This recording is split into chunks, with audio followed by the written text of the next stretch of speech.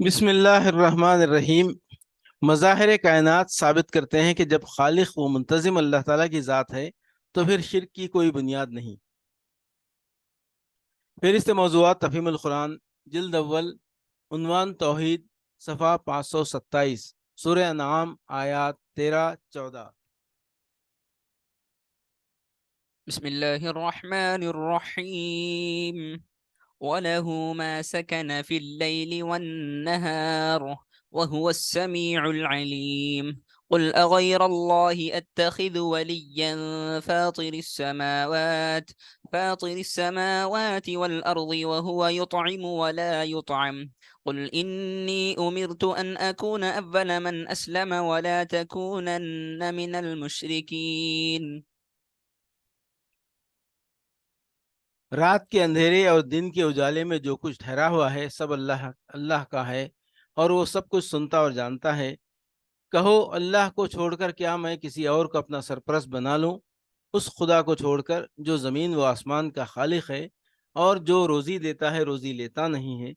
کہو، مجھے تو یہی حکم دیا گیا ہے کہ سب سے پہلے میں اس کے آگے سر تسلیم خم کروں، اور تاکید کی گئی ہے کوئی شرک کرتا ہے تو کرے، تو بہرحال مشرکوں میں شامل نہ ہو۔ جو روزی دیتا ہے روزی لیتا نہیں ہے۔ اس میں ایک لطیف تعریض ہے۔ مشرکوں نے اللہ کے سوا جن جن کو اپنا خدا بنا رکھا ہے، وہ سب اپنے ان بندوں کو رزق دینے کے بجائے الٹا ان سے رزق پانے کے محتاج ہیں۔ کوئی فرعون خدائی کے ٹھاٹ نہیں جما سکتا جب تک اس کے بندے اسے ٹیکسس اور نذرانے نہ دیں۔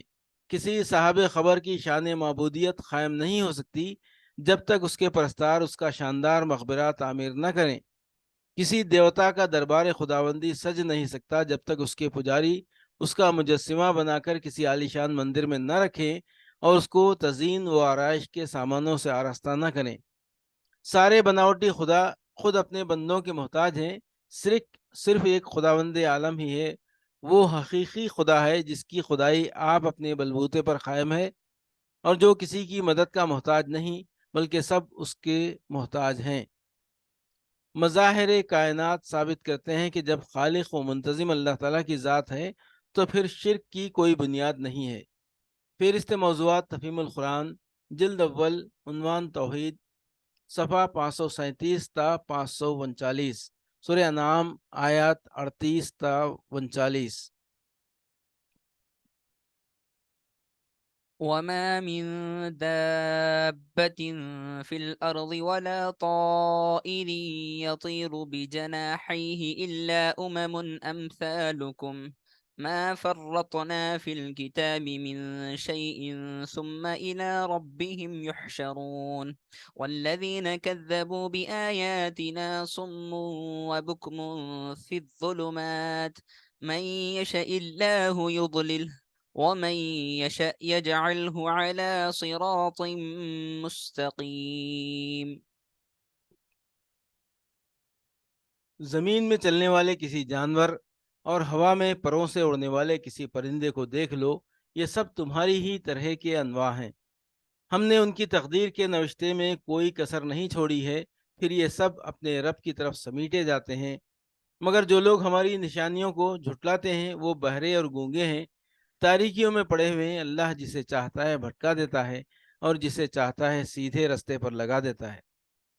مگر جو لوگ ہماری نشانیوں کو جھٹلاتے ہیں وہ بہرے اور گونگے ہیں، تاریکیوں میں پڑے ہوئے ہیں۔ مطلب یہ ہے کہ اگر تمہیں محض تماش بینی کا شوق نہیں ہے بلکہ فی الواقع یہ معلوم کرنے کے لیے نشانی دیکھنا چاہتے ہو کہ یہ نبی جس چیز کی طرف بلا رہا ہے وہ امر حق ہے یا نہیں، تو آنکھیں کھول کر دیکھو، تمہارے گرد و پیش ہر طرف نشانیاں ہی نشانیاں پھیلی ہوئی ہیں۔ زمین کے جانوروں اور ہوا کے پرندوں کی کسی ایک نوع کو لے کر اس کی زندگی پر غور کرو، کس طرح اس کی ساخت ٹھیک ٹھیک اس کے مناسب حال بنائی گئی ہے، کس طرح اس کی جبلت میں اس کی فطری ضرورتوں کے عین مطابق قوتیں ودیت کی گئی ہیں، کس طرح اس کی رزق رسانی کا انتظام ہو رہا ہے، کس طرح اس کی ایک تقدیر مقرر ہے جس کے حدود سے وہ نہ آگے بڑھ سکتی ہے نہ پیچھے ہٹ سکتی ہے، کس طرح ان میں سے ایک ایک جانور اور ایک ایک چھوٹے سے چھوٹے کیڑے کی اسی مقام پر جہاں وہ ہے خبر گیری، نگرانی، حفاظت اور رہنمائی کی جا رہی ہے، کس طرح اس سے ایک مقرر اسکیم کے مطابق کام لیا جا رہا ہے، کس طرح اسے ایک ضابطے کا پابند بنا کر رکھا گیا ہے، اور کس طرح اس کی پیدائش، تناسل اور موت کا سلسلہ پوری باقاعدگی کے ساتھ چل رہا ہے۔ اگر خدا کی بے شمار نشانیوں میں سے صرف اسی ایک نشانی پر غور کرو تو تمہیں معلوم ہو جائے کہ خدا کی توحید اور اس کی صفات کا جو تصور یہ پیغمبر تمہارے سامنے پیش کر رہا ہے، اور اس تصور کے مطابق دنیا میں زندگی بسر کرنے کے لیے جس رویے کی طرف تمہیں دعوت دے رہا ہے، وہ عین حق ہے۔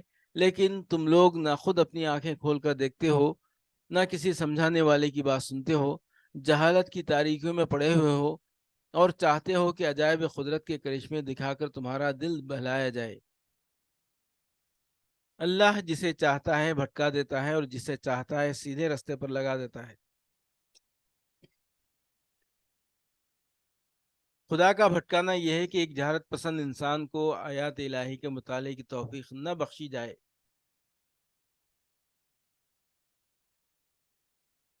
اور یہ ایک متعصب غیر حقیقت پسند طالب علم اگر آیات الہی کا مشاہدہ کرے بھی تو حقیقت رسی کے نشانات اس کی آنکھ سے اوجھل رہیں، اور غلط فہمیوں میں الجھانے والی چیزیں اسے حق سے دور سے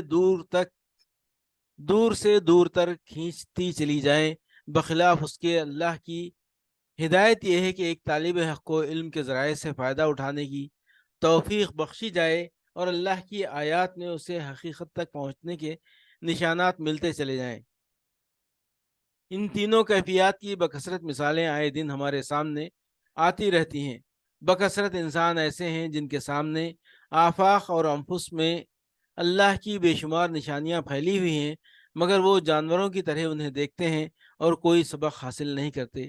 اور بہت سے انسان ہیں جو حیوانیات زوالوجی، نباتیات باٹنی، حیاتیات بایولوجی، ارضیات جیولوجی، فلکیات آسٹرونومی، عضویات فزیولوجی، علم التشریح اناٹومی اور سائنس کی دوسری شاخوں کا مطالعہ کرتے ہیں، تاریخ، آثار قدیمہ اور علوم اجتماع سوشل سائنس کی تحقیق کرتے ہیں، اور ایسی ایسی نشانیاں ان کے مشاہدے میں آتی ہیں جو قلب کو ایمان سے لبریز کر دیں، مگر چونکہ وہ مطالعے کا آغاز ہی تعصب کے ساتھ کرتے ہیں اور ان کے پیش نظر دنیا اور اس کے فوائد و منافع کے سوا کچھ نہیں ہوتا، اس لیے اس مشاہدے کے دوران میں ان کو صداقت تک پہنچانے والی کوئی نشانی نہیں ملتی، بلکہ جو نشانی بھی سامنے آتی ہے وہ انہیں الٹی دہریت، الحاد، مادہ پرستی اور نیچریت ہی کی طرف کھینچ لے جاتی ہے۔ ان کے مقابلے میں ایسے لوگ بھی ناپید نہیں ہیں جو آنکھیں کھول کر اس کارگاہ عالم کو دیکھتے ہیں، اور ان کا حال یہ ہے کہ برگ درختان سبز در نظر ہوشیار، ہر ورق دفتریست معرفت کردگار۔ مظاہر کائنات ثابت کرتے ہیں کہ جب خالق و منتظم اللہ تعالیٰ کی ذات ہے تو پھر شرک کی کوئی بنیاد نہیں ہے۔ فہرست موضوعات تفہیم القرآن جلد اول، عنوان توحید، صفحہ 547 548، سورہ انعام آیات 63 64۔ قل من ينجيكم من الظلمات البر والبحر تدعونه تضرعا وخفية لئن أنجانا من هذه لنكونن من الشاكرين قل الله ينجيكم منها ومن كل كرب ثم أنتم تشركون۔ اے محمد ان سے پوچھو، صحرا اور سمندر کی تاریکیوں میں کون تمہیں خطرات سے بچاتا ہے؟ کون ہے جس سے تم مصیبت کے وقت گڑ گڑا کر اور چپکے دعائیں مانگتے ہو؟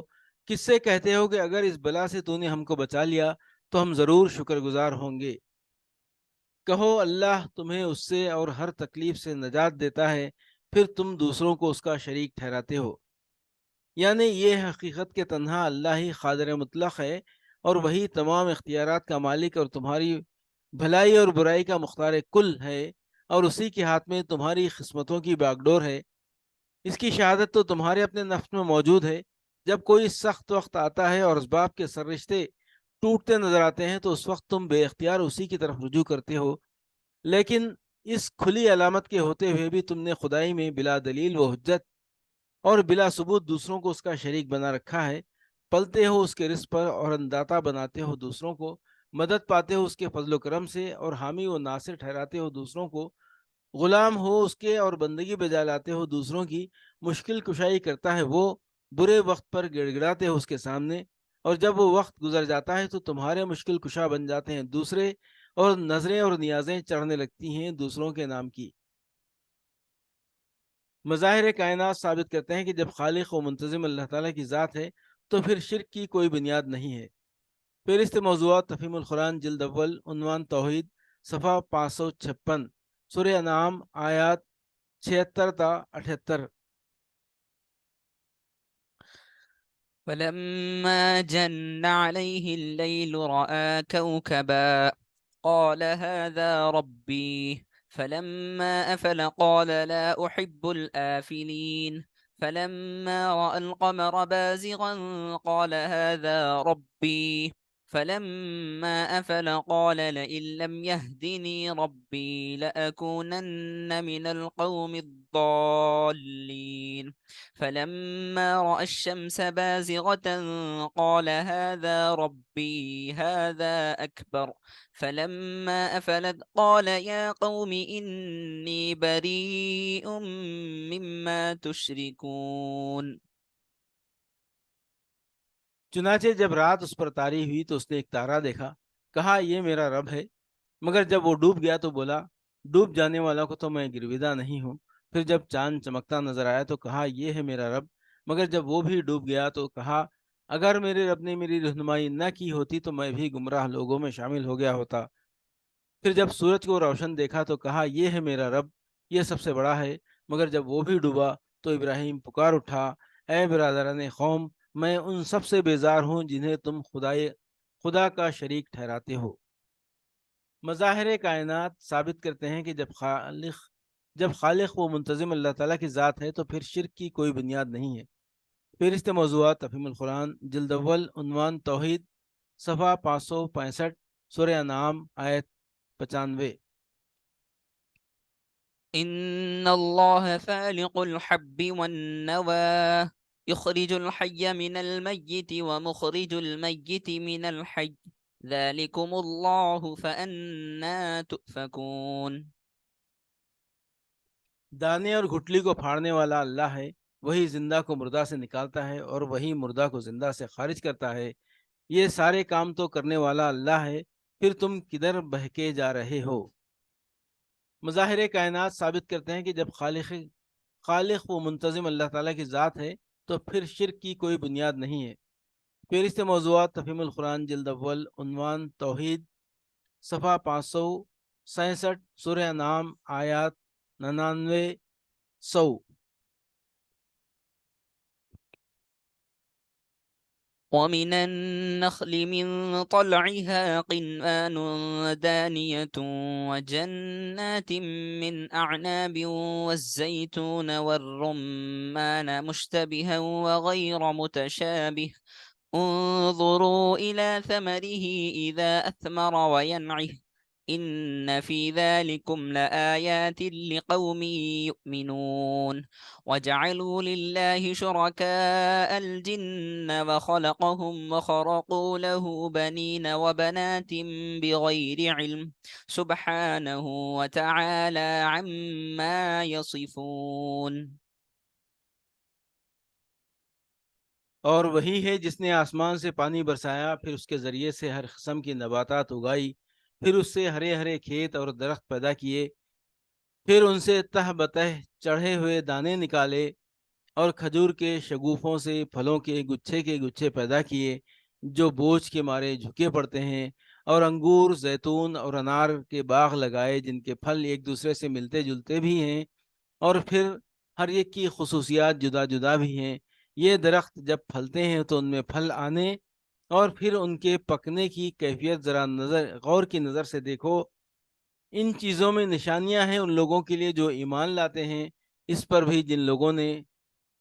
بھی لوگوں نے جنوں کو اللہ کا شریک ٹھہرا دیا، حالانکہ وہ ان کا خالق ہے، اور بے جانے بوجھے اس کے لیے بیٹے اور بیٹیاں تصنیف کر دیں، حالانکہ وہ پاک اور بالا تر ہے ان باتوں سے جو یہ لوگ کہتے ہیں۔